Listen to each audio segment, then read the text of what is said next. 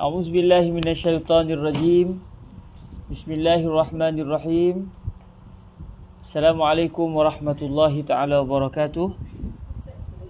Alhamdulillahi rabbil alamin. Wassalatu wassalam ala al-habibil mustafa sayyidina wa maulana Muhammadinil karim wa ala alihi wa itratihi wa ashabihi ajma'in. Ashhadu an la ilaha illallah wahdahu la syarikalah wa ashhadu anna habibana wa sayyidana wa maulana Muhammadan abdullahi wa rasuluh wa safiyuhu min khalqihi wa habibuh addal amanah wa ballagha risalah wa nasaha al-ummah wa kashafa Allahu bihil ghummah. Allahumma salli wa sallim wa zid wa barik ala al-habibil mustafa sayyidina wa maulana Muhammadin wa ala ali sayyidina Muhammad. Allahumma amin. Amma ba'd. Alhamdulillah, kita sama-sama mengucapkan kesyukuran kepada Allah Subhanahu Wa Taala. Dengan keizinan daripada Allah, kita dapat bertemu lagi pada hari 27 Ramadan ini untuk kita meneruskan perjuangan kita dalam memahami ilmu usulul fiqh menerusi kitab Syarah Al-Imam Al-Hattab Al-Maliki, atau kitab beliau lebih juga dikenali dengan nama Qurratul Ain, syarah kepada matan Warakat di Imamil Haramain. Moga-moga Allah terus memberikan kepada kita kemampuan dan kefahaman yang baik dalam memahami kitab ini. Allahumma amin. Alhamdulillah, pada 2 minggu lepas, maafkan saya, minggu lepas saya tak dapat untuk mengadakan kelas kerana ada masalah yang tak dapat nak dielakkan. Pada 2 minggu lepas kita telah pun meneliti berkenaan dengan Al-Am. Pada pertemuan lepas selesailah kita bicara tentang Al-Am, dan kita juga telah melihat beberapa gaya bahasa Arab ataupun sirah tadullu ala al-umum, gaya bahasa Arab yang menunjukkan bahawa kalimah tertentu adalah kalimah yang dinamakan sebagai lafaz am. Dan alhamdulillah selesai perbicaraannya dengan baik, dan pada hari ini kita akan meneliti pula berkenaan dengan lawan kepada al-am, iaitu al-khas. Lawan kepada al-am iaitu al-khas. Kita akan lihat biiznillah subhanahu wa ta'ala menerusi kitab Qurratul Ain, iaitu bermula daripada ucapan Imam Al-Haramain yang berbunyi wal khassu yuqabilul am. Bismillah wa salatu wassalam ala al-habibil mustafa sayyidina wa maulana Muhammadir Rasulillah wa ala alihi wa itratihi wa ashabihi wa man wala. Amma ba'du. Qala sayyidina al-imam Al-Hattab Al-Maliki rahimahullahu subhanahu wa ta'ala wa nafa'ana Allahu bi'ulumihi wa ulumi masyayikhihi wa talamizatihi wa qurra'i qurratil ain wa sa'iri musannafatihi wa syurrahiha. Allahumma amin. Wa kana yashrah matna al-waraqat li Imam al-Haramain rahimahullahu subhanahu wa ta'ala wa nafa'ana Allahu bi'ulumihi wa ulumi masyayikhihi wa talamizatihi wa qurra'i waraqatihi wa sa'iri musannafatihi wa syurrahiha. Allahumma amin. فقال سيدنا الإمام الحطاب شارحا لهذا المتن العظيم قائلا والخاص يقابل العام فيقال في تعريفه هو ما لا يتناول شيئين فصاعدا من غير حصر، بل إنما يتناول شيئا محصورا إما واحدا وإما اثنين أو ثلاثة أو أكثر من ذلك، نحو رجل ورجلين وثلاثة رجال. Kata Imam Al-Haramain Al-Juwaini rahimahullahu subhanahu wa ta'ala, wal khas yuqabilul am. Lafaz al-khas itu adalah berlawanan dengan lafaz am. Setelah beliau menceritakan tentang al-am serta sirah yang menunjukkan tentang al-am, maka beliau mula ingin menceritakan berkenaan dengan al-khas, tetapi dalam gaya yang ringkas, iaitu berdasarkan ucapan beliau yang berbunyi wal khassu yuqabilul am. Lafaz al-khas pula adalah satu lafaz yang berlawanan dengan lafaz al-am. Maknanya apabila suatu lafaz itu adalah am, maka lafaz itu bukan khas. Tapi kalau lafaz itu tidak berada dalam kategori al-am, maka ia adalah lafaz khas. Jadi yuqabil di sini kita boleh katakan iaitu diddul am, lawan kepada al-am. Jadi apabila definisi al-am sebelum ini adalah ma amma syai'aini fasa'idan min ghairi hasrin. Imam al-Haramain telah menyatakan sebelum ini wa ammal 'am fahuwa ma amma syai'aini fasa'ida min ghairi hasrin. Apabila Imam al-Haramain telah menyatakan sebelum ini bahawa al-'am adalah sebarang lafaz yang mengandungi dua objek ke atas. Mengandungi dua objek ke atas dalam keadaan tidak terbatas. Maknanya dia mengandungi dua objek atau lebih dalam masa yang sama, dia mempunyai sifat ketidakbatasan, tanpa batas. Kalau disebut 5 orang, itu tidak dinamakan al-am sebab dia sudah terbatas kepada 5 bilangan 5. Tapi lafaz am ni sebarang lafaz yang secara realiti dia boleh jadi 2 sahaja atau 3 sahaja, tetapi dia bukan mesti 2 atau 3 sahaja, tapi dia adalah bersifat tidak terbatas. Lafaz am dia akan memberi makna semua individu yang berkait dengan yang termasuk di dalam kategori lafaz am tersebut. Alhamdulillah kita telah bicarakan secara panjang lebar. Fahuwa ma amma syai'aini fasa'idan min ghairi hasrin. Maka apabila itulah definisinya, maka al-khas adalah lawan kepada definisi al-am. Jadi kata Imam al-Haramain al-Juwaini, wal khassu yuqabilul am. Lalu kata Imam al-Hattab al-Maliki, dalam keadaan beliau juga mendatangkan teks Imam al-Mahalli, kata beliau fayuqalu fi ta'rifihi. Maka dikatakan pada definisi bagi lafaz al-khas. Dikatakan pada definisi lafaz al-khas. Fayuqalu fi ta'rifihi, dhamir pada kalimah ta'rifihi itu kembali kepada al-khas. Wal khasu yuqabilul 'am, fayuqalu fi ta'rifihi ay fayuqalu fi ta'rifi al-khas huwa ma la yatanawalu syai'ain fasa'idan min ghairi hasrin. Jadi apabila al-'am adalah ma yatanawalu syai'aini fasa'idan min ghairi hasrin, sesuatu yang mengandungi 2 ke atas dalam keadaan tidak terbatas, maka al-khas adalah yang berlawanan dengan al-'am. Jadi kata Imam al-Haramain, kata Imam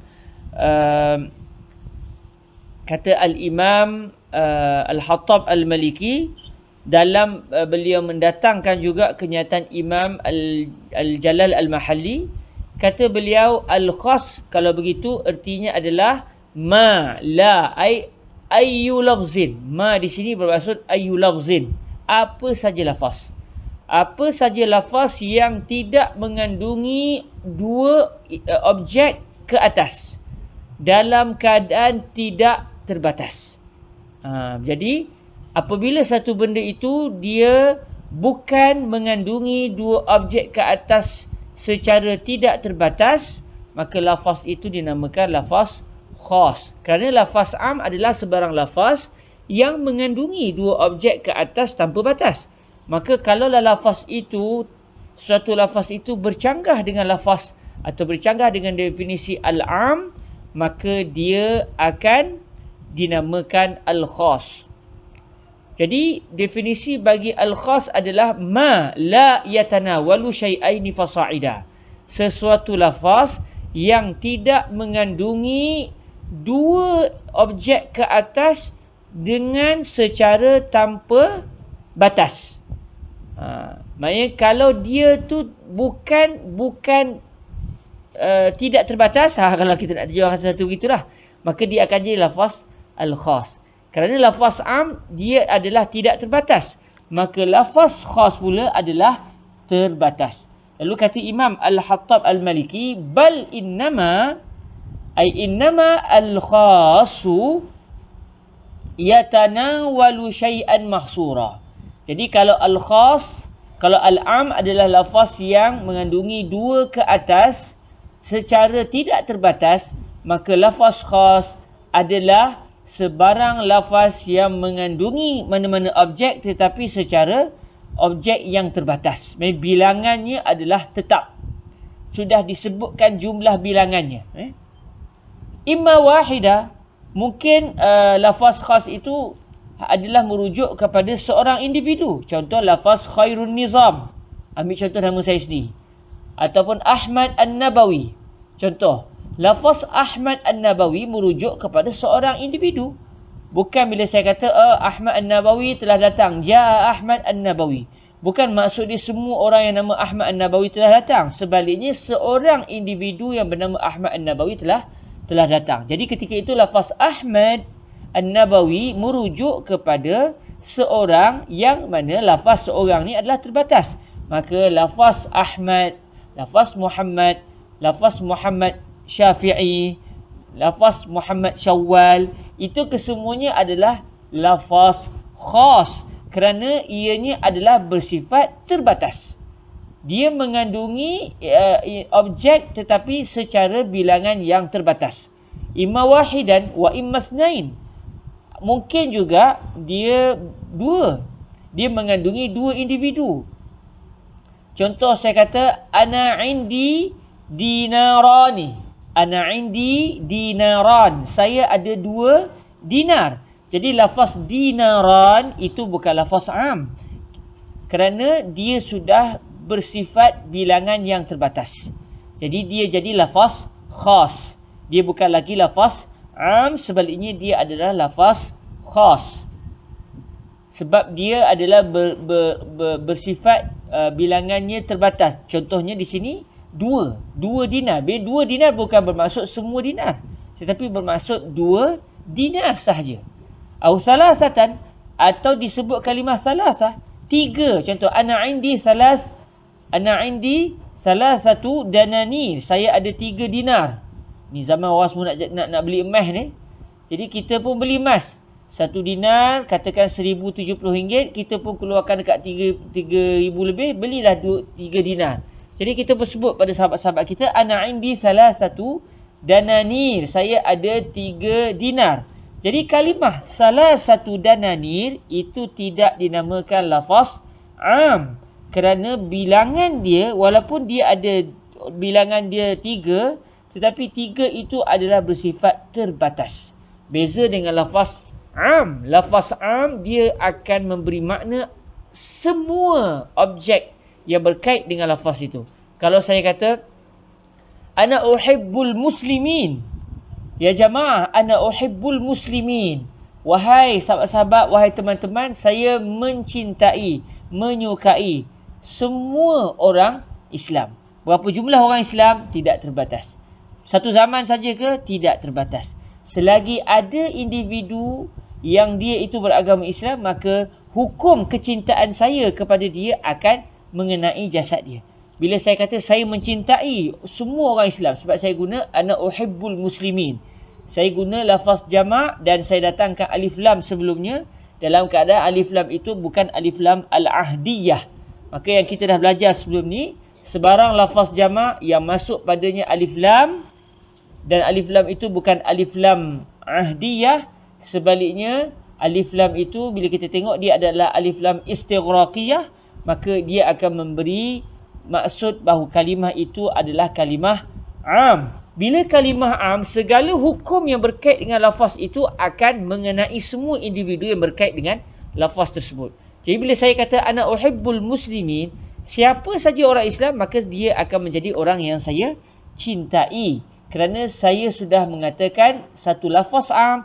Jadi apabila saya menyatakan satu lafaz am dan saya datangkan hukum yang saya ingin kaitkan dengan lafaz am tersebut, maka hukum itu akan mengenai semua objek yang berada pada kalimah al-muslimin. Tapi kalau lafaz khas, kalau saya datangkan hukum sekalipun, saya kata contoh ana uhibbu ad-dinarain. Saya suka 2 dinar. Fa innahuma jamilan. Fa innahuma jamil, contoh. Fa innahuma jamilani. Saya kata saya suka 2 dinar ni. Dia cantik betul. hukum kesukaan saya itu hanya merujuk kepada 2 dinar itu saja. Dia bukan merujuk kepada semua duit-duit dinar. Kerana lafaz yang saya gunakan adalah lafaz lafaz khas. Lafaz khas hukumnya hanya kena kepada objek tersebut sahaja dan dia tidak akan kena kepada semua objek. Jadi perbahasan tentang lafaz am dan khas ni sangat penting sangat penting kerana ia dalam kajian fiqh kita akan nampak kenapa para ulama faham gini, kerana lafaz itu lafaz khas. Contohnya ambil satu contoh kalau kita nak tengok kadang-kadang mungkin kita akan lihat kenapa para ulama keluarkan pendapat yang mungkin tak macam yang kita faham. Rupa-rupanya dia kembali kepada mereka berpendapat satu kalimah itu rupanya lafaz khas. Saya ambil satu contoh. Hadis yang biasa kita dengar, Nabi kata alaihi salatu wassalam, Rasulullah sallallahu alaihi wasallam bersabda, umirtu an uqatilan nas. Saya telah diperintahkan. Umirtu an uqatilan nas. Saya diperintahkan untuk memerangi an-nas. Kalau kita ikut yang kita belajar sebelum ni, an-nas adalah lafaz mufrad. Nas itu mufrad, jamak dia anasi. Nas itu ada alif lam. Jadi seakan-akan maknanya saya diperintahkan oleh Allah untuk memerangi semua manusia. Tapi kalau kita tengok dalam sejarah baginda Nabi SAW, disebut umirtu an uqatilan nas hatta yashhadu an la ilaha illallah wa anna Muhammadar Rasulullah wa yuqimu salah wa yu'tu zakah. Saya diperintahkan, saya nak tengok balik hadis ni, terlupa pula Allahu Akbar. Lama tak mengulang hadis. Umirtu an uqatilan nas hatta yashhadu an la ilaha illallah wa anna Muhammadan Rasulullah wa yuqimu salata wa yu'tu zakah. Fa iza fa'alu dhalika asabu minni dima'ahum wa amwalahum illa bihaqqil Islam wa hisabuhum 'ala Allah. Jadi kalau kita tengok dalam hadis ni, Nabi kata saya diperintahkan untuk memerangi manusia. Kalau kita faham kalimah an-nas itu adalah lafaz am, dia akan memberi maksud Nabi telah diperintahkan oleh Allah untuk memerangi semua manusia tanpa berkecuali. Tetapi ia bercanggah pula dengan apa yang Nabi lakukan. Sebab bila Nabi pergi ke Al-Madinah Al-Munawwarah, ada golongan Yahudi tak nak masuk Islam, tetapi tidak boleh dipaksa oleh Rasulullah untuk masuk Islam, dan mereka tidak diperangi oleh Nabi pada peringkat awal, melainkan pada akhirnya disebabkan mereka belot barulah mereka diperangi. Ketika Nabi berjaya masuk ke kota Makkah, ada yang belum masuk Islam, Nabi tidak pula membunuh mereka. Jadi di sini kata para ulama, rupa-rupanya yang Nabi inginkan pada kalimah an-nas adalah lafaz khas. Alif lam di situ bukan alif lam istighraqiyah, sebaliknya alif lam ahdiyah. Alif lam yang merujuk kepada manusia tertentu. Jadi bila manusia tertentu, maksud dia manusia tertentu iaitu mereka yang memerangi baginda Nabi SAW sahaja. Maka daripada hadis ini, apabila lafaz an-nas rupa-rupanya adalah hadis umirtu an uqatilan nas, saya diperintahkan untuk memerangi manusia, rupanya bukan merujuk kepada semua manusia. Maksudnya dia bukan lafaz am. Sebaliknya dia adalah termasuk dalam kategori lafaz khas, kerana alif lam di situ adalah alif lam ahdiyah, alif lam yang menunjukkan bahawa manusia dimaksudkan adalah manusia tertentu.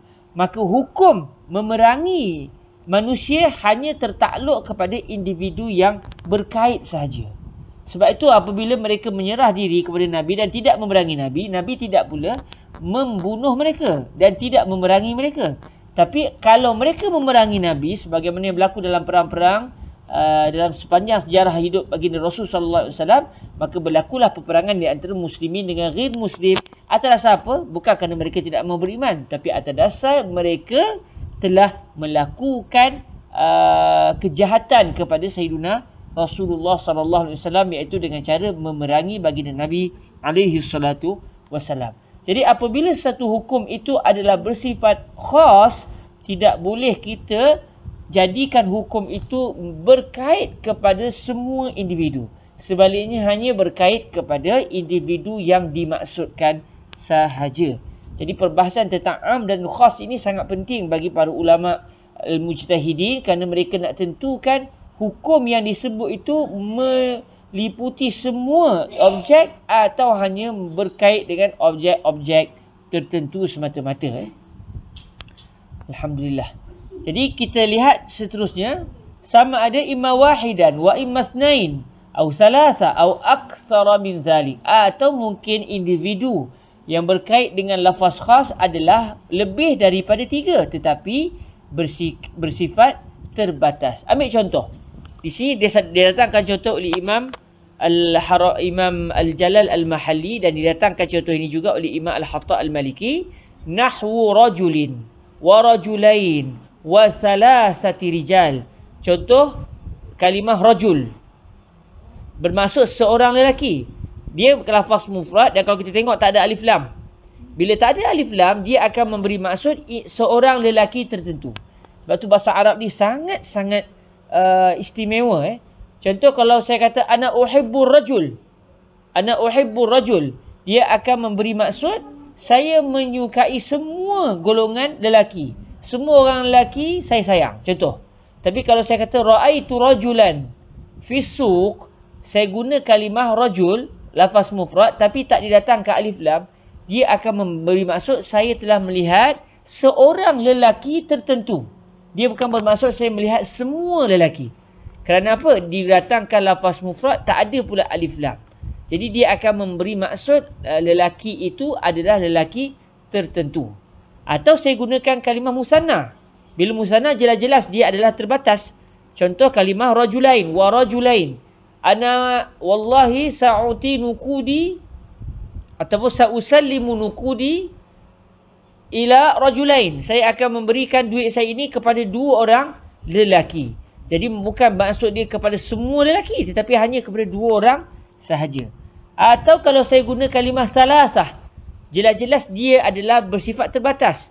Ana ra'aitu salasata rijal. Saya telah melihat 3 orang lelaki. Main 3 orang je saya tengok.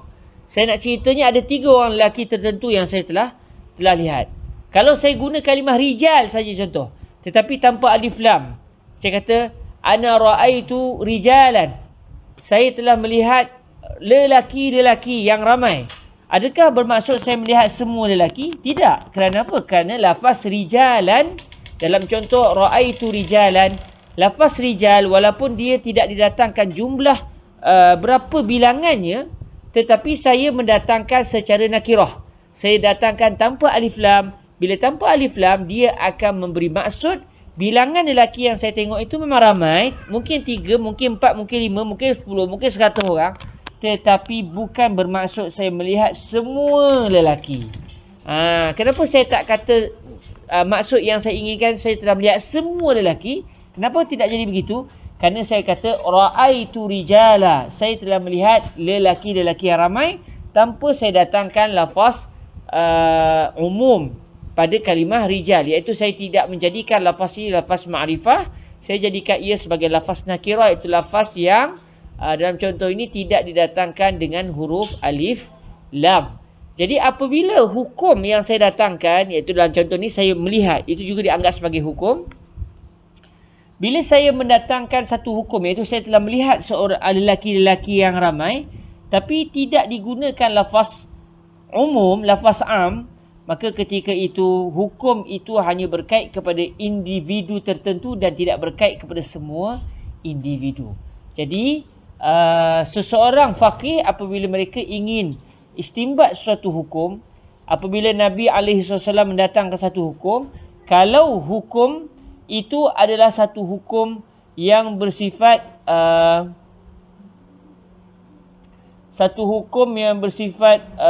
khas, maka ianya akan dia akan menjadi satu hukum yang khas. Dia akan menjadi satu hukum yang bersifat khas, hanya khusus kepada individu yang Nabi maksudkan. Tidak boleh kita umumkan kepada orang lain, sebab Nabi telah menjadikan hukum itu adalah hukum yang bersifat khusus. Tapi kalau Nabi datangkan adalah ucapan Nabi gunakan lafaz am dan Nabi kaitkan dengan satu hukum, maka hukum itu akan berkait dengan semua individu yang termasuk dalam kalimah am tersebut tanpa terbatas. Bila-bila, pada mana-mana zaman, pada mana-mana tempat sekalipun, hukum itu akan berlaku sampai ke hari kiamat selagi ada individu yang masih berada pada lafaz am yang digunakan oleh Sayyiduna Rasulullah sallallahu alaihi wasallam. Saya ambil satu contoh. Bila Nabi kata la salata liman lam yaqra bi Fatihatil Kitab, tidak ada solat. Jadi mazhab Imam Syafi'i faham tidak ada sembahyang yang sah. Jadi kalau kita belajar sebelum ni, kita dah belajar sebelum ni, apabila lafaz itu lafaz nakirah tetapi didahului sebelumnya dengan an-nahyu ataupun an-nafyu, maka lafaz nakirah itu akan memberi makna umum. Jadi bila Nabi kata la salata liman lam yaqra bi Fatihatil Kitab, tidak ada salat bagi mereka yang tidak membaca surah Al-Fatihah. Jadi dalam mazhab Al-Imam Asy-Syafi'i radhiyallahu taala anhu, dengan memahami bahawa la salata itu adalah lafaz am dan maksud la salata di sini adalah la salata sahihah, maka dalam mazhab Imam Syafi'i apa saja sembahyang kalau tak baca surah Al-Fatihah batal sembahyang tersebut. Tak kira dia imam ke, dia makmum ke, dia sembahyang sunat ke, dia sembahyang fardu ke, dia sembahyang jenazah ke, kalau tak baca saja Al-Fatihah, maka sembahyang tersebut tidak sah. Kenapa? Kerana Nabi telah menggunakan satu lafaz umum dan Nabi telah mendatangkan hukum yang berkait dengan lafaz tersebut. Nabi kata tidak akan sah mana-mana sembahyang.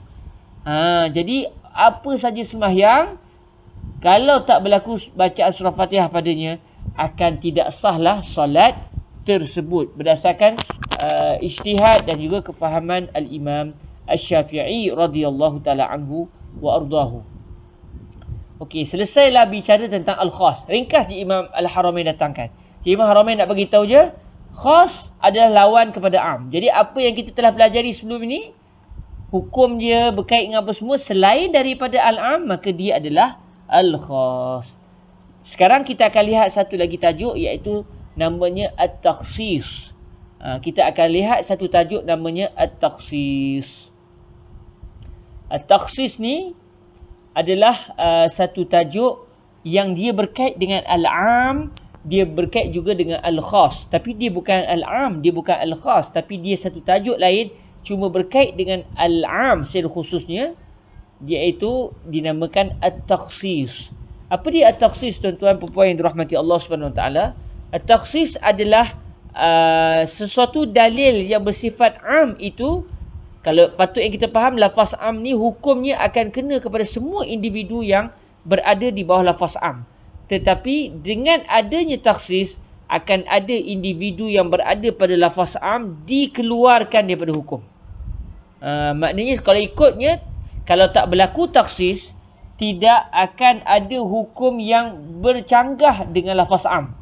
Tiba-tiba disebabkan ada takhsis, maka ada individu hukum, ada perbuatan yang hukumnya akan berbeza dengan lafaz am tersebut. Jadi at-takhsis ni kita boleh katakan macam pengecualian hukum. Pengecualian hukum yang pada asalnya sudah dikenakan kepada lafaz am. Jadi ada satu perbuatan termasuk juga dalam lafaz am tersebut, tetapi ada pengecualian.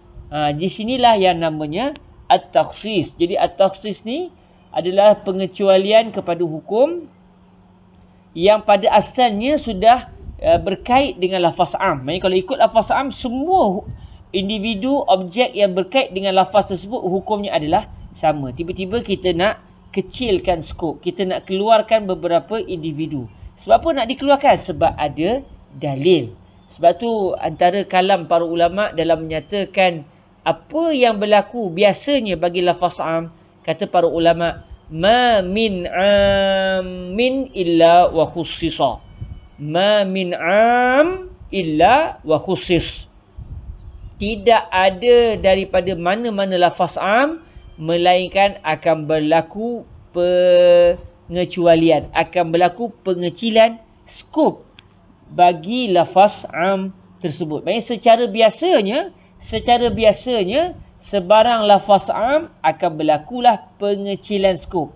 Akan berlakulah individu yang sebenarnya turut berada dalam lafaz am tiba-tiba dikeluarkan daripada hukum am, lalu diberikan hukum yang lain sedikit. Bukanlah semua lafaz am, tapi kebanyakan lafaz am akan berlaku pengecualian. Saya kata bukan semua, sebab apa? Sebab kaedah ni kalau ikut dia punya ucapan, dia kata ma min amin illa wa khusus. Tidak ada lafaz am melainkan akan berlakulah pengecualian. Tapi kita faham maksud para ulama ini iaitu kebiasaannya. Sebab sebagai contoh, bila kita sebut fa'lam an, Allah Ta'ala sebut fa'lam annahu la ilaha illallah. Dalam ayat ini berlaku taksis. La ilaha illallah. Tidak ada langsung sebarang Tuhan. Tidak ada langsung sebarang Tuhan. Tiba-tiba Allah Ta'ala kecilkan skop. Tapi sebenarnya bukan tak wujud langsung Tuhan. Ada juga Tuhan yang wujud. Siapa yang wujud? Allah. Jadi dalam contoh ini berlaku taksis. Tapi kadang-kadang ada juga hukum yang akan bersifat keseluruhan sekali. Contoh Nabi SAW pernah menceritakan bahawa semua orang Islam akan masuk ke syurga Allah Subhanahu Wa Taala. Man qala la ilaha illallah dakhala al-jannah. Siapa saja yang sebut la ilaha illallah, maksudnya di sini iaitu Muhammadur Rasulullah juga disebut, maka dia akan masuk ke syurga Allah. Adakah orang Islam sebut la ilaha illallah, sebut Muhammadur Rasulullah tapi tak masuk syurga? Tak wujud. Kerana semua orang Islam, macam mana sekalipun dia berjaya meninggal dunia sebagai seorang Muslim, dia akan ke syurga Allah Subhanahu Wa Taala. Sama ada terus ke syurga Allah atau akan diletakkan terlebih dahulu dalam api neraka, akhirnya diselamatkan dan dikeluarkan daripada api neraka menuju pula ke syurga Allah Subhanahu Wa Taala. Jadi ucapan Nabi yang menyatakan man qala la ilaha illallah dakhala al-jannah, ayat ini atau sabdaan ini adalah lafaz am yang tidak berlaku takhsis. Tidak berlaku takhsis sama sekali. Memang tidak berlaku. Mana-mana tidak wujud ada orang Islam tiba-tiba tak masuk syurga. Yang wujud semua orang Islam akan masuk syurga Allah Subhanahu Wa Taala. Jadi kebanyakan lafaz am akan berlaku takhsis. Tapi bukan semestinya semua lafaz am mesti berlaku takhsis. Jadi takhsis ni pengecilan skop, dan kita akan lihat tajuk ini. Dan di sini juga kita dapat tahu bahawa seseorang mujtahid seperti Al-Imam Asy-Syafi'i, Imam Abu Hanifah dan sebagainya, apabila mereka mendapati sesuatu lafaz yang hukumnya adalah am, selagi mereka tidak menemui sebarang dalil yang menunjukkan berlaku takhsis, berlaku pengecilan skop lafaz am, mereka hendaklah menjadikan semua individu pada lafaz am tersebut mempunyai hukum yang sama yang telah disebutkan dalam petikan yang berkait dengan lafaz am tersebut. Tapi kalau tiba-tiba mereka mendapati ada pengecualian dalam dalil yang lain atau dalam ayat yang sama, maka akan dikecilkan skop lafaz am tersebut. InsyaAllah kita akan tengok contohnya dalam tajuk sekarang ini, dan insyaAllah saya menyangkakan tuan-tuan akan memahami dengan baik biiznillah subhanahu wa ta'ala. Kita lihat apa didatangkan di sini. Matan Imam Al-Haramainnya berbunyi wa takhsisu tamyizu ba'dil jumlah.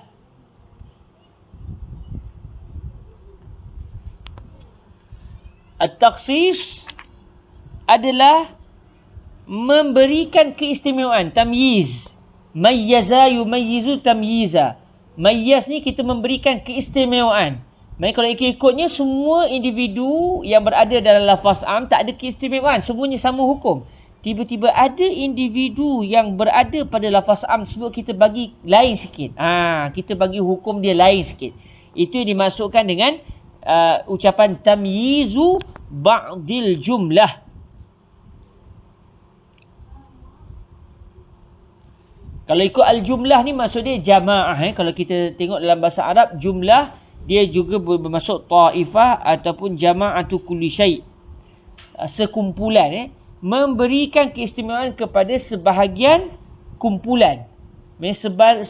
Sebahagian kumpulan bagi lafaz am telah diberikan keistimewaan. Tak kiralah jumlah sebahagian tu satu individu saja ke atau lebih, tak kisah. Yang penting ada individu lafaz am yang sudah diberikan keistimewaan, hukumnya berbeza dengan rakan-rakannya yang lain. Lalu kata Imam Al-Hattab Al-Maliki, ay ikhraju ba'dil jumlah. Ikhraj ba'dil jumlah, ikhraj ba'dil ta'ifah, ba'dil al-jamaah maksudnya. Iaitu mengeluarkan sebahagian jumlah, sebahagian kumpulan, sebahagian individu. Lafaz am, allati, maksudnya allati ay hadhil jumlah, hadhil jamaah, yatanawaluha al-lafzul am. Lafaz am, kalau ikut semata-mata lafaz am, dia sebenarnya turut merangkumi kumpulan yang diberikan keistimewaan tersebut. Maksudnya kalau nak ikut semata-mata lafaz am, hukum dia tak ada keistimewaan. Semuanya sama. Kerana lafaz am turut berkait dengan hukum, dengan perbuatan tersebut. Tetapi kita keluarkan individu bagi perbuatan tersebut, kita keluarkan daripada lafaz am, lalu kita bagi hukum yang khusus. Contoh macam tadi kita sebut la ilaha illallah, tidak ada langsung mana-mana Tuhan. Mari kita nak kata Tuhan tak wujud, tidak wujud mana-mana Tuhan sekalipun. Mari kalau nak kira-kiranya kita nak menafikan tidak wujud sebarang Tuhan, mari kita telah mengumumkan hukum ketiadaan Tuhan ini kepada semua sembahan. Tak wujud sebagai Tuhan. Lalu kita kecualikan satu Tuhan. Yang ni wujud. Apa Tuhan itu? Allah Azza wa Jal. Jadi di sini berlaku takhsis. Kalau ikut asalnya, kita dah umumkan semua sembahan sebenarnya bukan Tuhan. Semua yang kita kata Tuhan ni sebenarnya bukan Tuhan.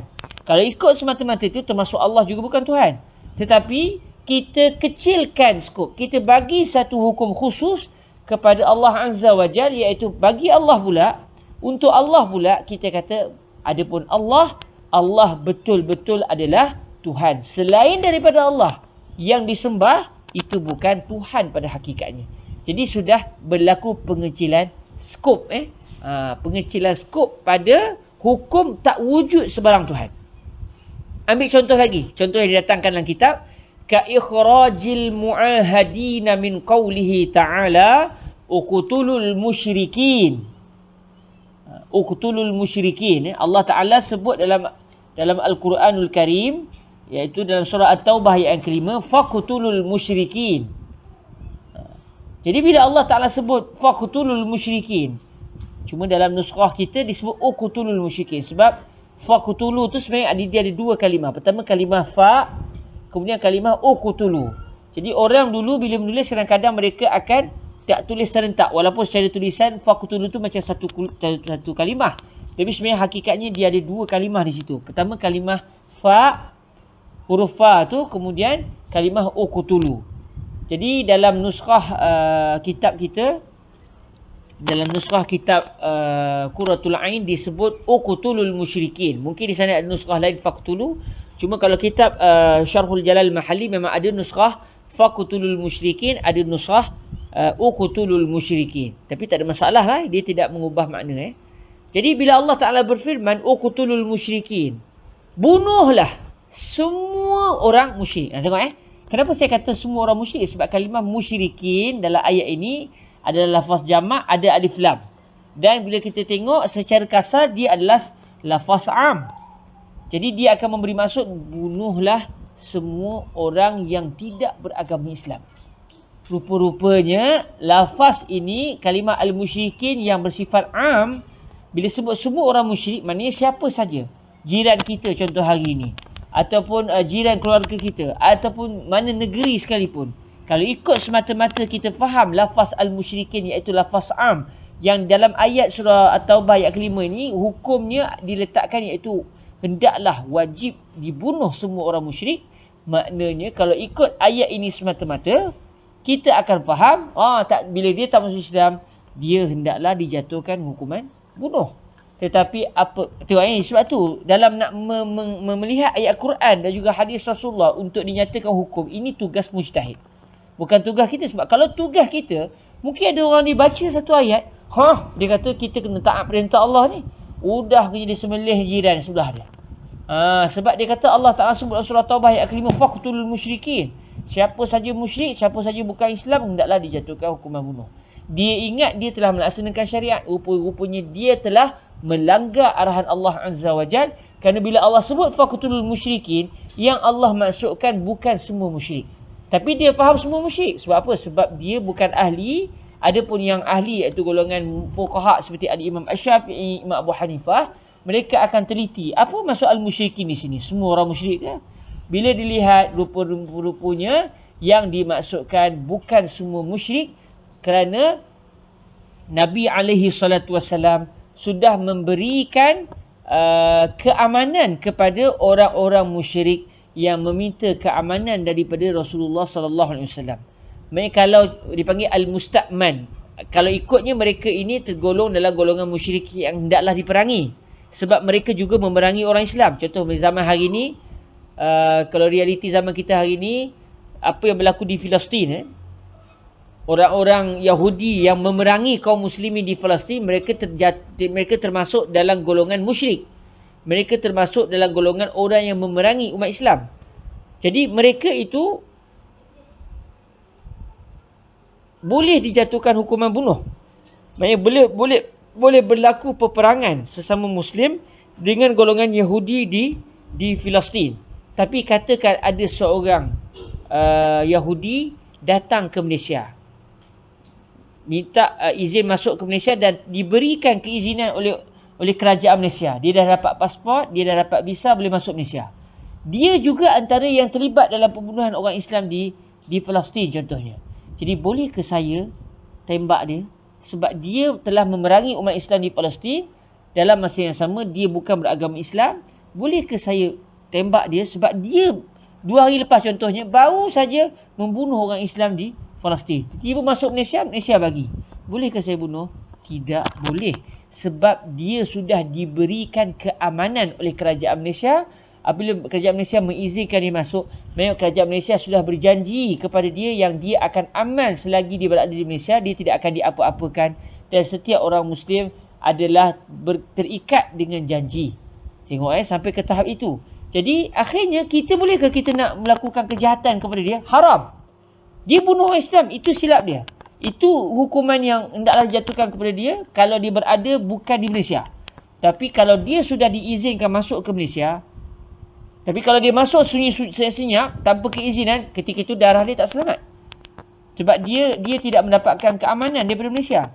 Tapi kalau dia sudah dapat pasport, dia sudah dapat visa, dia masuk ke negara Islam, maknanya dia aman di negara kita. Nabi dalam hadis-hadis yang lain telah memberikan keamanan kepada orang-orang musyrik yang memerangi umat Islam tetapi mendapat keamanan untuk masuk ke dalam negara umat Islam. Jadi fahamlah kita, rupanya bila Allah Ta'ala sebut faqtul musyrikin, dengan melihat kepada dalil-dalil yang lain, tahulah kita rupanya bukan semua musyrik dijatuhkan hukuman bunuh, boleh diperangi. Sebaliknya musyrik kalau sudah mendapat keamanan tidak lagi boleh diperangi.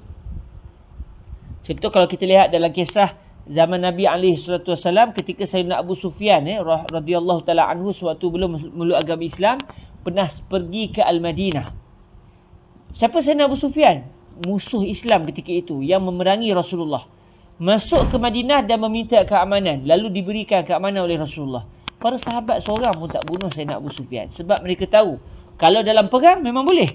Tapi masalahnya Sayyidina Abu Sufyan masuk ke Al-Madinah dan telah mendapat keamanan, maka tidak boleh dihukum ataupun diapa-apakan seorang al-mu'ahad ataupun al-musta'man. Jadi tahulah kita rupanya bila Allah tersebut faqtul musyrikin, bukan semua musyrik, tapi musyrik yang memerangi umat Islam dalam keadaan dia tidak mendapat keamanan.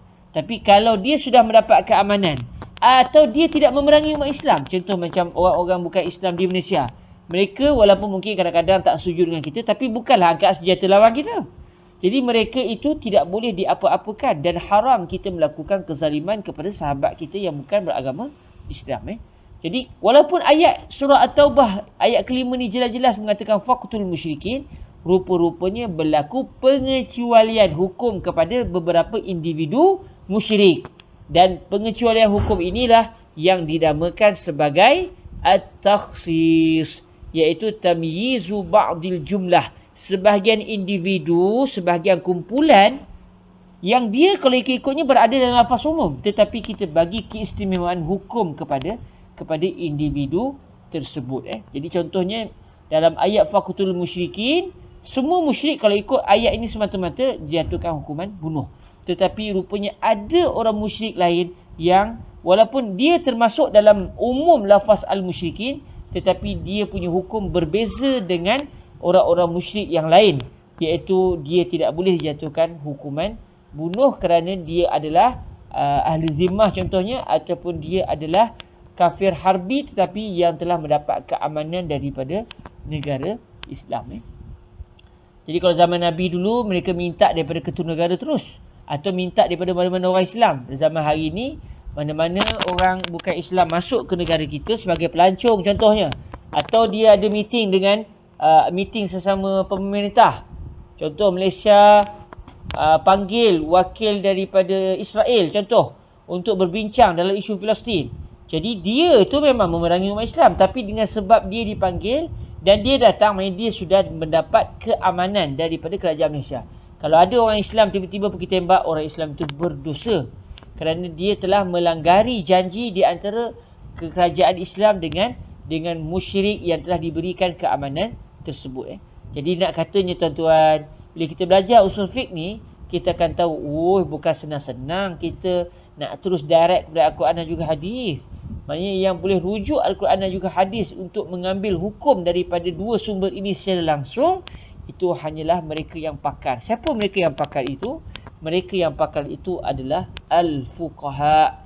Mereka yang sampai ke tahap ijtihad seperti Al-Imam Asy-Syafi'i, Imam Abu Hanifah, Imam Malik, Imam Ahmad, Imam Sufyan Ibn Uyainah, Imam Sufyan As-Sawri dan sebagainya.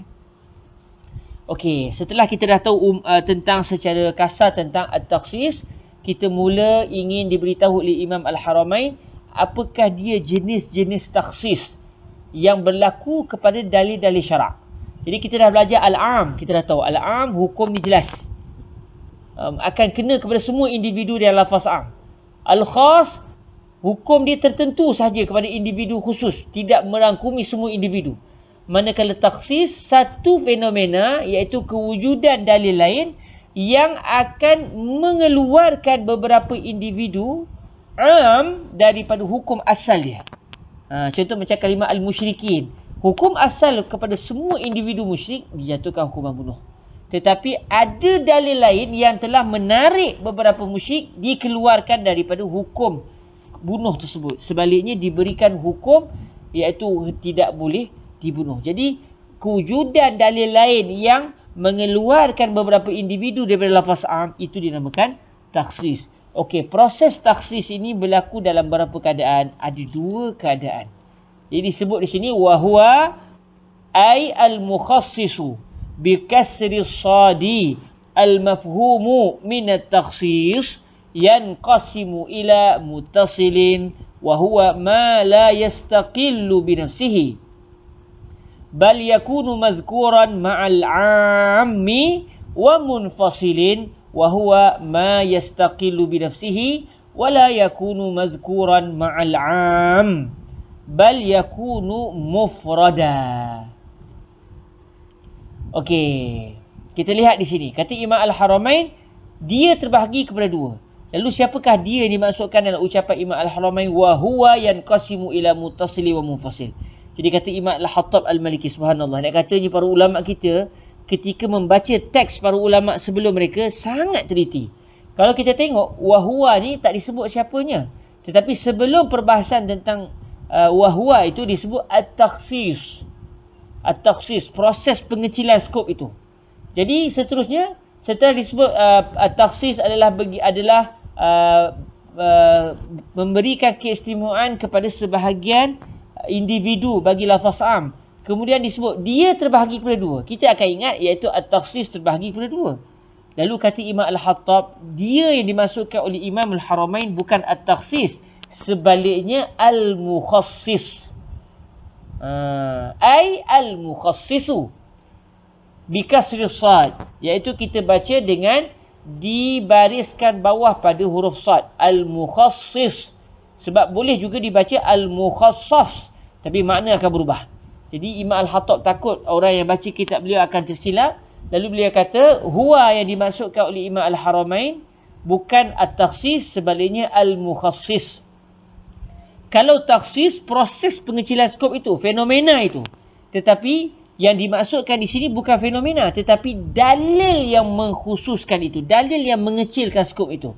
Jadi dalil yang mengecilkan skop itu dinamakan al-mukhassis, iaitu dengan dibariskan bawah pada huruf sad. Lalu kata Imam Al-Hatta Al-Maliki, al-mafhumu, maksudnya at-takhsisu, al-mukhassisu al-mafhumu min at-takhsis. Kenapa saya kata wahwa itu bukan at-takhsis, sebaliknya al-mukhassis? Kata Imam Al-Hattab, kerana inilah yang difahami daripada kalimah at-takhsis sebelumnya. Sebelumnya dibicarakan tentang fenomena yang berlaku, proses itu. Lalu setelah dilihat dalam ayat yang seterusnya, yang terbahagi kepada dua ini bukan at-takhsis. Yang terbahagi kepada dua adalah al-mukhassis. Cuma al-mukhassis tak disebut di Imam Al-Haramain. Tak ada pun dalam matan disebut al-mukhassis. Tetapi walau tak disebut, tetapi inilah yang difahami daripada matan tersebut. Dan ini juga banyak berlaku dalam bahasa Arab. Kadang-kadang disebut kalimah dhamir. Kalau dhamir ni kita orang Melayu kita terjemahkan dia lah. Dia. Tetapi kita boleh tahu dia ni maksudkan ni apa, walaupun tak disebutkan kalimahnya secara jelas. Contohnya, kita berada pada 10 malam terakhir ni, kita akan mendengar selalu para imam membaca ayat Bismillahirrahmanirrahim. Ayat pertama surah Al-Qadr. Inna anzalnahu. Inna anzalnahu fi lailatul qadr. Inna anzalnahu fi lailatul qadr. Sesungguhnya kami benar-benar telah menurunkan dia pada malam Al-Qadr. Ini ayat pertama. Sebelum tu tak disebutkan apa benda pun, perbahasan tentang apa. Tiba-tiba tu Allah sebut, sesungguhnya kami benar-benar telah menurunkan dia. Boleh dibaca inna anzalnahu fi lailatul qadr. Tapi biasanya kita baca dengan hu tu, kita baca secara tanpa mat. Kita baca inna anzalnahu fi lailatul qadr. Kalau kita tengok, Allah kata kami benar-benar telah menurunkan dia pada malam Al-Qadr. Siapakah dia itu? Allah tak sebut, tapi kita faham dia yang dimaksudkan di sini adalah Al-Quranul Karim. Kenapa kita kata Al-Quran? Sebab memanglah yang Allah Ta'ala turunkan kepada Nabi SAW adalah Al-Quran. Jadi kita terus faham yang dimaksudkan dengan dia dalam ayat ini adalah Al-Quran. Jadi kadang-kadang tak semestinya digunakan kalimah dhamir, iaitu kalimah dia ini, tetapi disebut sebelumnya siapakah dia. Kadang-kadang disebut, kadang-kadang tak disebut. Contoh macam ayat kita, wahwa yanqasimu ila muttasilin wa munfasil. Tak disebut pun siapakah dia tu. Tetapi Imam Al-Hattab kata kita boleh faham lah.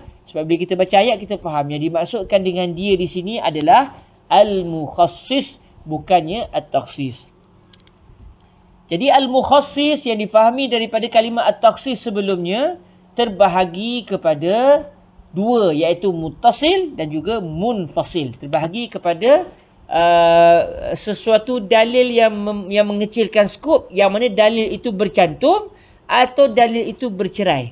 Maknanya sama ada dalil yang mengecilkan skop lafaz am itu bercantum sekali dengan lafaz am dalam ayat yang sama, maknanya disebut dalam ayat yang sama, atau tidak disebut dalam ayat yang sama. Dia berbeza, dia bercerai, tetapi dalam ayat yang lain ataupun dalam hadis yang lain. Itu maknanya bercerai, berpisah daripada lafaz am, tetapi disebut dalam dalil yang lain. Jadi al-mukhassis ada dua jenis. Kadang-kadang mukhassis yang disebut terus dalam ayat yang sama, dalam ayat yang juga disebut tentang lafaz am, ni dipanggil al-mukhassisu al-muttasil. Kemudian kalaulah dalil yang mengecilkan skop lafaz am itu tidak disebut bersama dengan lafaz am, tetapi dalam ayat-ayat yang lain ataupun hadis-hadis yang lain, maka ketika itu dinamakan at-takhsis al-munfasil. Sesuatu dalil yang mengecilkan skop lafaz am, tetapi dalil yang mengecilkan itu tidak disebut di dalam ayat yang padanya ada lafaz am. Kita tengok contoh. Wa yanqasimu ila muttasilin. Apa dia muttasil? Kata Imam Al-Hattab, wa huwa ma la yastaqillu bi nafsihi. Iaitu sebarang dalil yang tidak boleh berdiri sendiri. Dia takhsis itu dia tidak boleh dia semata-mata. Dia mesti dibantu dengan ayat lain. Dia tidak boleh berdiri dengan sendirinya. Dia tak boleh dia seketul. Bal yakunu mazkuran ma'al 'ammi. Sebaliknya dia akan disebutkan bersama dengan lafaz 'am. Jadi ini namakan at-takhsis al-muttasil. Contoh macam la ilaha illallah. Kalau tiba-tiba satu ayat illallah, itu saja. Tak boleh dalam bahasa Arab. Tak betul. Apa saya illallah tiba-tiba ni? Jadi dia tak boleh seketul. Dia mesti berikat ataupun dia mesti berserta dengan yang lain. Dan dia berserta dengan siapa? Kalau dia takhsis muttasil, dia akan berserta sekali dengan lafaz am. Jadi bila disebut la ilaha illallah, la ilaha, lafaz ilah itu adalah lafaz am, lalu didatangkan pengecualian ataupun pengecilan skop ilah itu pada takhsis muttasil dalam contoh kita, iaitu pada kalimah illa. Illallah berlaku istisna. Jadi istisna juga pengecualian ataupun istisna dalam bahasa Arab ini juga dinamakan al-mukhassis al-muttasil. Jadi dia kalau semata-mata dia saja tak boleh. Tak boleh ayat semata-mata dia saja. Contoh, tiba-tiba je illallah, illa Muhammadan, illa Ali, illa kaza. Kita apa pasal ni ayat tergantung. Dia mesti dipadankan dengan ayat yang disertakan padanya lafaz am, barulah dia akan menjadi al-mukhassis al-muttasil. Berbeza dengan al-mukhassis al-munfasil. Wa munfasilin wa huwa ma yastaqillu bi nafsihi. Al-mukhassis al-munfasil pula dia adalah kita kata dia itu tersendiri dengan diri dia. Dia tidak memerlukan, dia tidak perlu disertakan dengan lafaz am. Dia bebas seorang diri dia. Ayat dia semata-mata sudah cukup. Tak perlu kepada nak disertakan dengan lafaz am. Maksud dia apa? Wala yakunu mazkuran ma'al am. Dia tidak disebut serta dengan lafaz am. Bal yakunu mufradan ay munfaridan. Bal yakunu mufrada, dia berada dalam keadaan seorang-seorang. Maksud mufrada di sini maksud dia munfarida. Dia telah dijadikan sebagai seorang-seorang. Ayat dia hanya semata-mata dia saja, tidak disertakan sekali dengan lafaz am. Contoh dia apa? At-takhsis at-takhsis al-munfasil. Contoh ayat yang kita baca sebelum ni. Faqtulul musyrikin. Dalam ayat itu tidak berlaku al-mukhassis. Tidak berlaku takhsis. Tidak wujud al-mukhassis. Tetapi hadis Nabi yang lain menyatakan bahawa ahlu zimmah tidak boleh dibunuh. Orang-orang musyrik yang dia ini memerangi umat Islam tetapi telah meminta kebenaran umat Islam untuk masuk ke dalam negara Islam, dia juga tidak boleh dibunuh. Jadi maknanya dalil yang tersendiri. Yang tidak disebut sekali dalam ayat faqtulul musyrikin.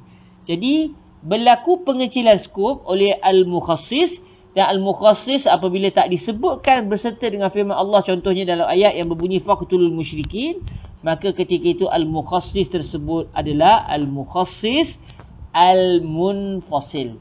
Mukhassis yang bercerai, dia tak disebut bersama dengan lafaz am, sebaliknya dia sudah dijadikan sebagai bersendiri. Mufrada ay ja'alahu syari'u mufradan. Syariat telah menjadikan dia, Allah dan Nabi telah melafazkan lafaz itu, atau Allah telah berfirman dengan lafaz dengan ayat tersebut secara tersendiri, tidak disebutkan bersama-sama dengan lafaz am. Tapi kalau sebut sekali dengan lafaz am, maka berlakulah al-mukhassis al-muttasil. Mukhassis yang bercantum sekali dengan lafaz bercantum sekali dengan lafaz am. Hari ni insya-Allah kita pukul 4, tapi ada masa sikit lagi. Saya nak ambil masa sikit. Kita tengok terus contoh at-takhsis al-muttasil. Sebab senang je. Kita tengok contoh terus. Sebab mungkin kita terfikir-fikir apa contoh lagi. Kita tengok. Qala rahimahullahu azza wa jal fal muttasil thalathatu asya' ala ma zakarahul musannif. Al-mukhassis al-muttasil dalil-dalil yang mengecilkan skop lafaz am dan dia bercantum sekali dengan lafaz am ada 3 jenis berdasarkan apa yang telah disebutkan oleh Al-Imam Al-Haramain. Disebut oleh Imam Al-Haramain. Maknanya kalau kita baca kitab yang lebih besar, bukan ada 3 saja, bahkan lebih. Tapi berdasarkan mata warakah, Imam Al-Haramain sebut 3 saja. Kenapa tak sebut lebih? Cukup dah tu untuk orang kata apa, sebagai pendahuluan kepada mereka yang baru nak kenal usul fiqh. Kan sebut banyak kan pening pula. Sebut 3 cukup sebagai permulaan. Nanti dah baca kitab lebih tinggi, jumpalah lagi yang lebih dalam lagi. Jadi beliau sebut ni untuk meraihkan kemampuan kita yang baru nak belajar ilmu usulul fiqh. Jadi tak didatangkan semua dan tak boleh ditinggalkan semua. Jadi ada 3 sahaja berdasarkan apa yang disebutkan oleh Imam Al-Haramain, oleh pengarang matan Al-Waraqat. Ahaduha, yang pertama dia apa? Al-istisna, iaitu lafaz yang bermaksud kecuali, pengecualian. Contohnya apa? Nahwu qamal qaumu illa Zaida. Contohnya kalau seseorang bercakap qamal qaum, semua orang telah berdiri. Kenapa kita terjemahkan semua orang? Semua kaum, semua individu dalam kumpulan itu telah berdiri. Sebab didatangkan kalimah kaum lafaz mufrad, ada pula alif lam sebelumnya, lalu dia akan memberi maksud semua kaum telah berdiri. Jadi semua individu yang ada dalam kaum tu semua telah berdiri. Illa Zaida, kecuali Zaid. Kalimah illa Zaida, illa itu telah mengecilkan lafaz am, iaitu kalimah al-qaum, yang bila dah dikecilkan lafaz am itu telah berlaku taksis, maka hukum dia akan berbeza dengan hukum am. Kalau tadi kita sebut semua orang telah berdiri melainkan Zaid, jadi maksud dia adapun Zaid tidak berdiri. Jadi sudah dikecilkan lafaz al-qaum. Kalau ikut asalnya semua orang dalam kaum itu, kalau namanya Zaid, namanya Ali, namanya Fatimah, semua mereka telah berdiri. Tetapi bila disebut illa Zaida, kecuali Zaid, maka berlakulah takhsis. Dan al-mukhassis di sini dinamakan al-mukhassis al-muttasil, kerana illa Zaida itu didatangkan dalam ayat yang sama, yang pada ayat itu juga ada lafaz am. Dalam masa yang sama, kalau tiba-tiba je dia cakap, tak cakap apa sebelum tu, tiba-tiba illa Zaida, kecuali Zaid, orang kata apa dia ni? Tak faham. Maksudnya dia tak boleh bersendirian, dia mesti disertakan dengan ayat lain, dan dalam masa yang sama ayat yang disertakan bersama dengan illa Zaida ada lafaz am sebelumnya. Jadi berlakulah at-takhsis, dan al-mukhassis di sini berada dalam kategori al-mukhassis al-muttasil. Okey, itu yang pertama, istisna. Orang Melayu kita kata kecuali, melainkan. Okey, yang kedua pula apa? Wathaniha asyartu. Yang kedua pula, maksudnya al-mukhassis al-muttasil yang kedua adalah syarat. Sekiranya. Orang Melayu kata sekiranya. Sekiranya. Contohnya di sini didatangkan apa? Contoh ayatnya, nahwu akrim bani tamimin in ja'uka ay al-ja'ina minhum.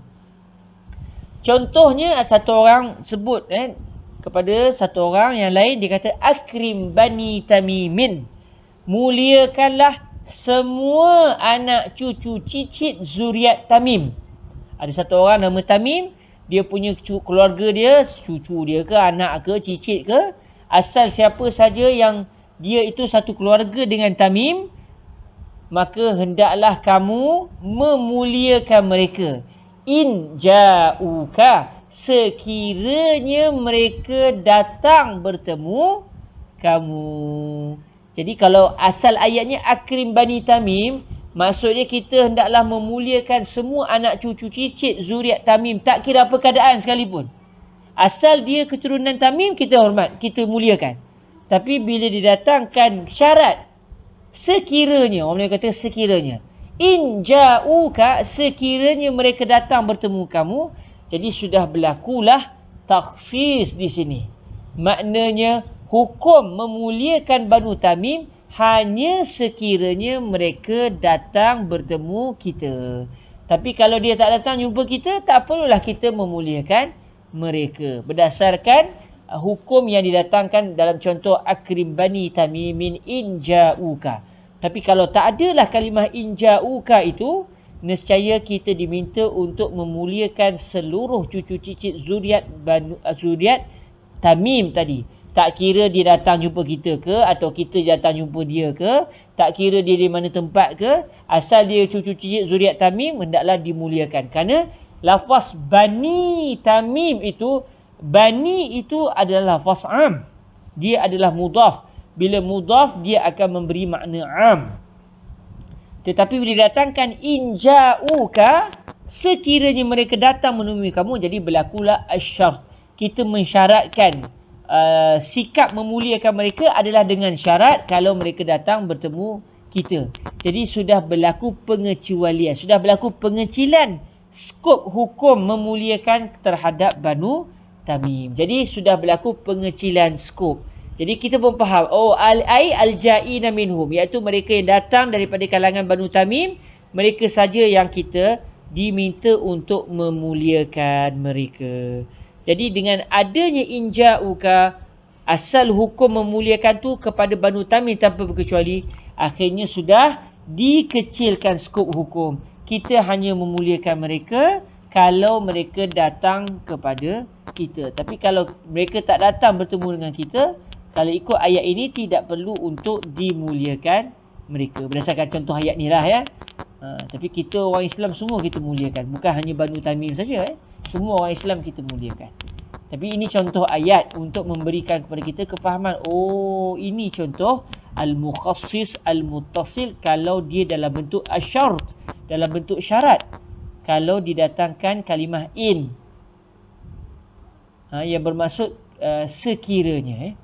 Yang ketiga, at-takhsis yang ketiga, al-mukhassis al-muttasil yang ketiga, wasalisuha at-taqyidu bis-sifati. Kita telah mengikat lafaz am tadi dengan sifat. Kita tidak hanya mendatangkan lafaz am tanpa sifat, tapi kita ikat dia dengan sifat. Bila ikat saja dengan sifat, maka berlakulah takhsis.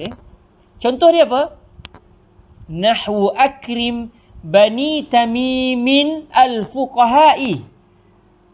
Muliakanlah semua anak cucu cicit Tamim yang kita sudah ikat dia dengan sifat. Anak cucu cicit zuriat Tamim yang termasuk dalam golongan fuqaha, yang mereka ini adalah fuqaha, iaitu orang-orang yang faqih. Anak cucu cicit Tamim yang faqih, yang mahir dengan hukum hakam fiqah. Mereka kita sudah ikat. Kalau ikut dia, asal kalimah Bani Tamim, semua Banu Tamim tanpa berkecuali. Tapi bila kita kata Banu Tamim yang bercirikan dengan ciri-ciri mereka ni alim dalam bidang fiqah, faqih sampai tahap ijtihad contohnya, maka ketika itu berlakulah pengecilan skop al-am. Kalau ikut semata-mata akrim Bani Tamim, hanya semata-mata itu saja, maka semua Banu Tamim, tak kira yang alim, tak kira yang tak alim, tak kira yang mahir fiqah, tak kira yang mahir ilmu lain, semua kita akan muliakan sebab mereka adalah daripada cucu cicit zuriat Tamim. Tapi bila kita datangkan sifat bagi Bani Tamim yang kita inginkan, Bani Tamim yang kita muliakan itu adalah mereka yang mahir dalam fiqah. Maknanya kalau tak mahir dalam fiqah, tak sampai tahap ijtihad, tidak perlu untuk dimuliakan. Jadi akhirnya lafaz am, kalau ikutnya semua sekali Banu Tamim akan terkait dengan hukum ini, iaitu dimuliakan. Tetapi apabila sudah didatangkan sifat, diikat lafaz am itu dengan sifat, maka ketika itu berlakulah pengecilan skop bagi kalimah Bani Tamim. Jadi cumanya dia bukan pengecilan skop di sini bukan berlaku dengan sebab ada pengecualian, ada kalimah kecuali, bukan juga dengan kalimah sekiranya, tetapi pengecualian itu berlaku disebabkan kita datangkan sifat khusus bagi Bani Tamim yang kita inginkan. Jadi berlakulah at-taqyidu bis-sifah. Ikatan, kita telah mengikat lafaz am tersebut dengan sifat tertentu. Jadi bila sudah diikat saja dengan sifat, maknanya hukum hanya berkait dengan sebarang individu yang mempunyai sifat tersebut sahaja. Yang tidak mempunyai sifat tersebut tidak akan diikat dengan hukum. Jadi inilah antara contoh at-takhsis yang berlaku, iaitu at-takhsis yang mana kita dah alhamdulillah telah melihat telah melihat 3 pembahagian al-mukhassis al-muttasil. Al-mukhassis ada 2 jenis, al-mukhassis al-muttasil dan juga al-mukhassis al-munfasil.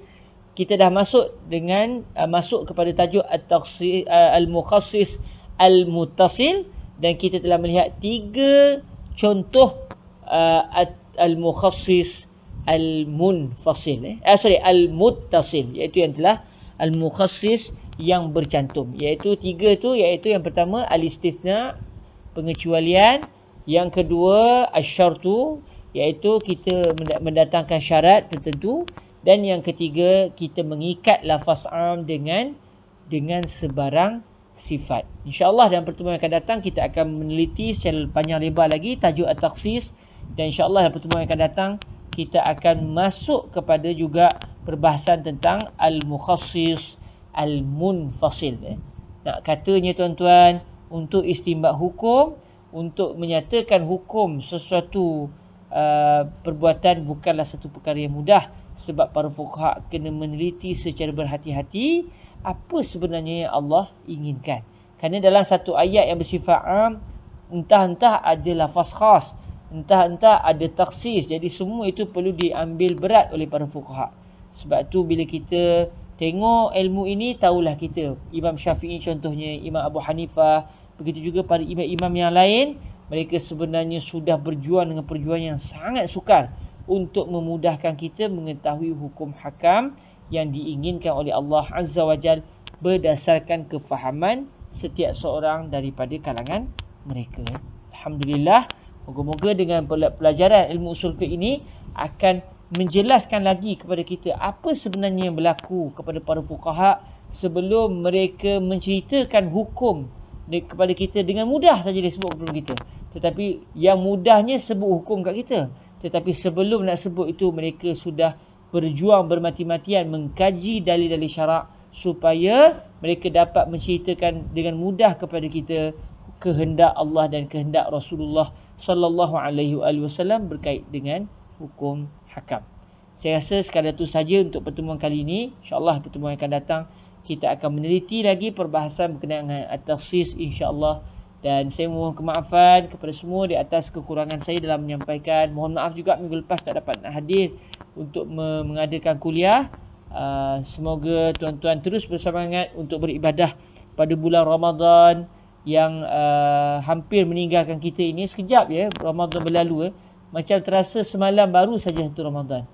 Beruntunglah bagi mereka yang telah mengisi Ramadannya dengan ibadah. Bagi mereka yang kebetulannya tak sempat, belum lagi rugi, sebab kita masih ada beberapa hari lagi untuk terus beribadah di dalam bulan Ramadan. Moga-moga Allah Azza wa Jalla akan mengurniakan kepada kita keredaan daripada ibadah yang kita lakukan, mencari keredaan Allah di dalam bulan Ramadan ini. Moga-moga Syawal nanti kita sambut dengan penuh kegembiraan, kerana kita betul-betul telah berjaya melawan hawa nafsu kita, melatih diri kita untuk menjadi hamba Allah yang taat kepada Allah Azza wa Jalla. Aqulu qawli hadza wa astaghfirullah li wa lakum.